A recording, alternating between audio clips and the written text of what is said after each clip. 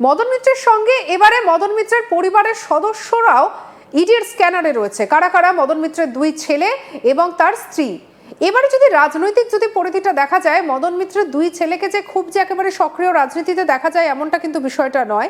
তবে বিভিন্ন সময় ভোটের প্রচার বা কোনো কোনো ক্ষেত্রে তার দুই ছেলেকে দেখা যায়। স্ত্রীর কথা এবারে যদি বলি, মদন মিত্রের স্ত্রীকেও যে খুব একটা যে লাইমলাইটে আসতে দেখা যায় এমন কিন্তু বিষয়টা নয়।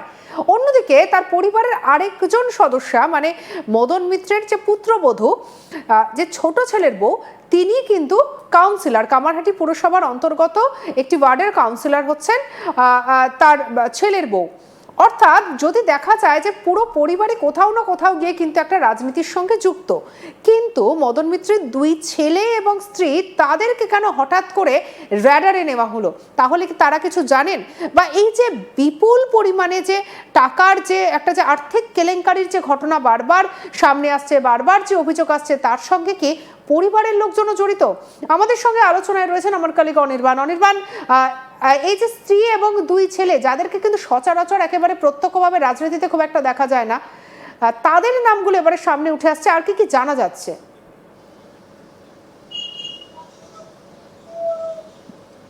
দেখো, একেবারে এই মুহূর্তে দাঁড়িয়ে যে খবর রয়েছে ইডি সূত্র মারফত, অর্থাৎ এনফোর্সমেন্ট ডিরেক্টরেট, কেন্দ্রীয় তদন্তকারী সংস্থা, কেন্দ্রীয় এজেন্সি, তাদের মারফত যে খবর রয়েছে 22 এবং 23শে জুলাই, অর্থাৎ আর কিছুদিন পর মদন মিত্র, তার স্ত্রী এবং তার দুই ছেলেকে ইডি তলব করেছে, এমনটা সূত্র মারফত খবর রয়েছে। এবং এই সূত্র মারফত খবর কি পাওয়া যাচ্ছে যে কামারহাটি এবং টিটাগড় যে এই মুহূর্তে দাঁড়িয়ে পুরসভা রয়েছে, সেই টিটাগড় এবং কামারহাটি পুরসভায় কোনো আর্থিক তছরূপ, আর্থিক কেলেঙ্কারি বা টাকা সোনা দানা দিয়ে চাকরি, অর্থাৎ নিয়োগ প্রক্রিয়ায় বেনিয়ম, এই ধরনের অভিযোগগুলো এই মুহূর্তে সূত্র মারফত আমরা পাচ্ছি। এবং সে কারণেই জানা যাচ্ছে সূত্র মারফত খবর যে মদন মিত্রের দুই ছেলে এবং তার পাশাপাশি তার স্ত্রী, এই তিনজনকে ডেকে পাঠানো হয়েছে সিজিও কমপ্লেক্সে ইডির হাজিরা দিতে, অর্থাৎ 22 ও 23শে জুলাই, অর্থাৎ হাতে কিন্তু খুব বেশি সময় নেই, সপ্তাহ খানেকের মধ্যেই ডেকে পাঠানো হলো।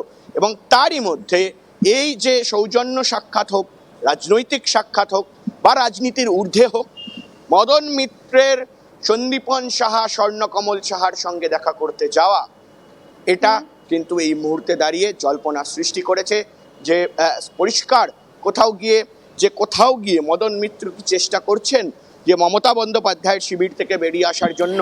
কারণ মমতা বন্দ্যোপাধ্যায়ের শিবিরে যারা কাকতালীয়, নাকি পুরো বিষয়টা আসলে একটা একই সুতোয় জড়িয়ে রয়েছে? কারণ দেখো, বারবার কিন্তু দেখো এমন অভিযোগ আমরা দেখেছি যে তৃণমূলের পক্ষ থেকে করা হয়েছে, কখনো অন্যান্য বিরোধী দলগুলোর পক্ষ থেকে করা হয়েছে, যে এই যে নব্য তৃণমূল বা ঋতব্রত তৃণমূল, যারা নিজেদেরকে আসল তৃণমূল বলে দাবি করছে, তাকে বলা হচ্ছে যে বিজেপির বি টিম। এমন একটা দেখো অভিযোগ বারবার সামনে এসেছে। তাহলে কি সেই বিজেপির বি টিম কোথাও একটা গিয়ে কি বিভিন্ন কেস থেকে বাঁচতে কি একটা কি মাথা গোজার জায়গা হয়ে দাঁড়াচ্ছে? দেখো, এটাকে আমরা ফিরহাদ হাকিমকেও যেতে দেখেছি। এবারে মদন মিত্রকে নিয়ে একটা জল্পনা তুঙ্গে উঠেছে।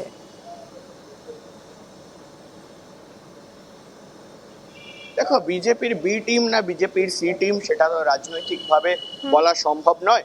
কিন্তু অবশ্যই বিরোধী যারা রয়েছেন এই মুহূর্তে রাজ্যে, তারা সেটা দাবি করছেন যে বিজেপির বি টিম বা বিজেপির সি টিম বা বিজেপির সঙ্গে তারা জড়িত রয়েছে। সেটা সময়ের অপেক্ষা, সেটা এখনো পর্যন্ত স্পষ্ট নয়।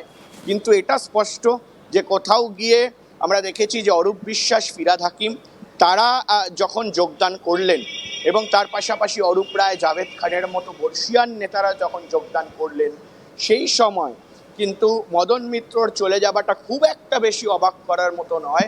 কারণ এই ফিরহাদ হাকিম, এই অরূপ রায়, এই জাভেদ খান, তারাও কিন্তু মমতা বন্দ্যোপাধ্যায়ের সঙ্গে প্রথম দিনের ছায়াসঙ্গী ছিলেন।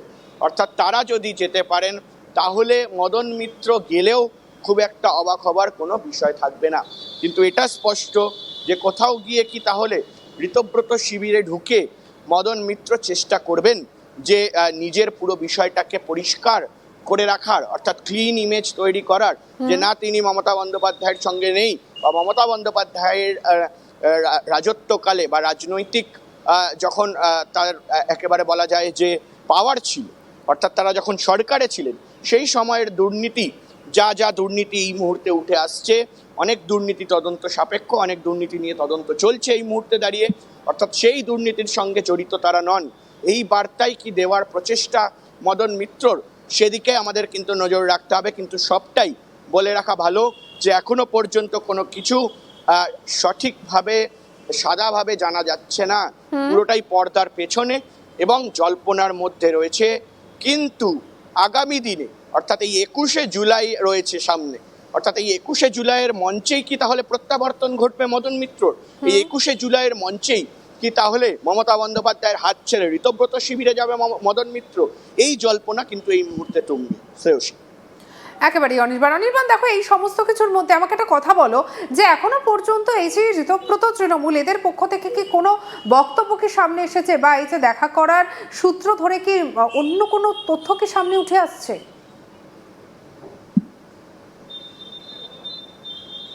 দেখো এই মুহূর্তে দাঁড়িয়ে এখনো পর্যন্ত ঋতব্রতপন্থী তৃণমূলের পক্ষ থেকে কোনো রকম কোনো বিষয় উঠে আসেনি এবং গোটাটাই ঘটেছে গতকাল রাতে, অর্থাৎ গতকাল রাতের যে ঘটনা, সেই ঘটনার পর এমনটাও জানা যাচ্ছে যে সূত্র মারফত তিনি গিয়েছিলেন, তার সঙ্গে দেখা হয়েছে কিনা সেটাও কিন্তু এখনো পর্যন্ত জল্পনার মধ্যে।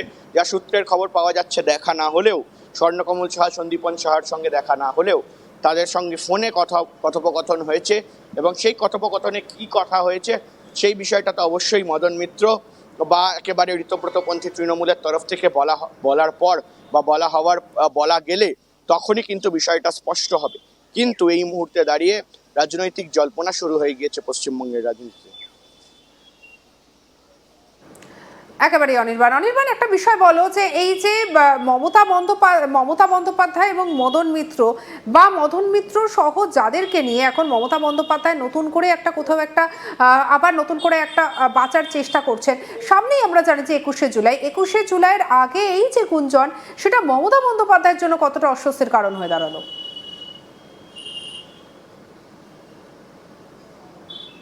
দেখো অবশ্যই, কারণ তুমি একটা জিনিস জেনে রাখা ভালো, আমরা সবাই জানি, আমরা জানি, আমাদের দর্শকেরাও অনেকে জানেন যে 21শে জুলাই প্রতি বছর তৃণমূল কংগ্রেস তারা পালিত করেন কোথায় না, একেবারে ভিক্টোরিয়া হাউস, শহরের প্রাণকেন্দ্র কেসি দাসের ক্রসিং, স্প্ল্যানেডের একেবারে মোড়ে, অর্থাৎ সে জায়গায় দাঁড়িয়ে যখন 21শে জুলাই পালিত হয়, একেবারে আমরা দেখতে পাই যে 21শে জুলাইয়ের মঞ্চের পাশাপাশি কিন্তু একেবারে বলা যায় ভিক্টোরিয়া হাউস থেকে গ্র্যান্ড ওবেরয় যে হোটেল রয়েছে সেই হোটেল পর্যন্ত, অর্থাৎ পার্ক স্ট্রিট ফ্লাইওভার পর্যন্ত মানুষের লাইন থাকে।